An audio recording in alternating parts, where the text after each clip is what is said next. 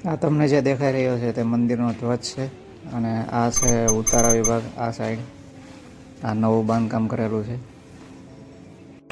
Hello મિત્રો, મારા એક નવા વિડીયોમાં તમારું સ્વાગત છે. અને હું અત્યારે આવી ગયો છું પરબધામ, પરબ વાવડી જે કહી શકાય, સતદેવીદાસ અમરદેવીદાસ. તો વિડીયોમાં તમારું સ્વાગત છે અને હું આજે તમને બતાવીશ આ પરબ વાવડીના ઇતિહાસ વિશે અને એમની સંપૂર્ણ જાણકારી તમને આપીશ. તો અહીંયા આંબાના બગીચા આવેલા છે મોટા. આ ચારે બાજુ આંબાના ઝાડવા તમને દેખાતા હશે જેવો. અને નાળિયેરી પણ છે. નાળિયેરીનો પણ આખો મોટો બગીચો છે. પરબધામ અથવા દેવીદાસ બાપુનું પરબધામ એ 18મી સદીમાં થઈ ગયેલા સૌરાષ્ટ્ર સંત દેવીદાસને સમર્પિત તીર્થધામ છે. પરબધામની સ્થાપના સંત દેવીદાસે 350 વર્ષ પૂર્વે કરી હોવાનું એવું મનાય છે. પ્રાચીન સમાધિ મંદિર ઉપર નવું મંદિર જ ચણવામાં આવ્યું છે.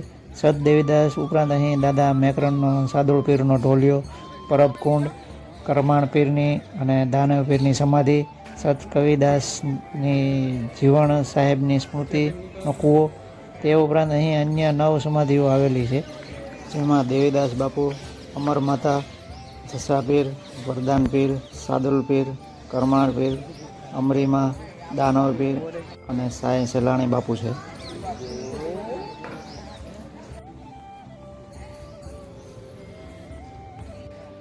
તો અત્યારે મંદિરની અંદર છે. આ જોઈ શકો છો મારી પાછળ જે છે એ પરબધામ છે. પરબધામનું મુખ્ય મંદિર છે.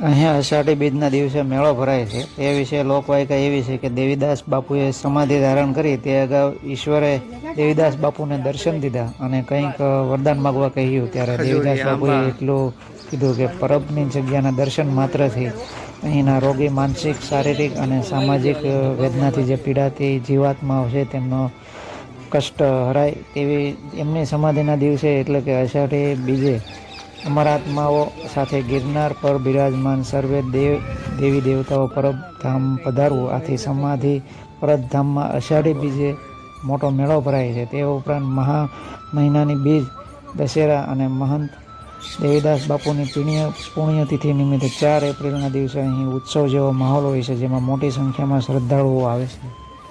સત દેવીદાસ અમરદેવીદાસ આ મુખ્ય મંદિર છે, તમે જોઈ શકો છો. એની એક્ઝેક્ટ બાજુમાં જ તે આ ક્ષીરસાગર આવેલો છે.